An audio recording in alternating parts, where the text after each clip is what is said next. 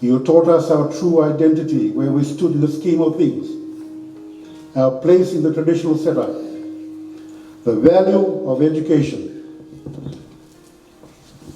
to always remain humble and to have faith in God. You taught us to have the courage of our convictions, to stand up for what we believe in, never to take each other for granted, to be good and never to back down on fighting for what's right. These values of life are the measures of what it is to be human. And for instilling these values in us, we thank you, Ratu and Anna, and are eternally grateful.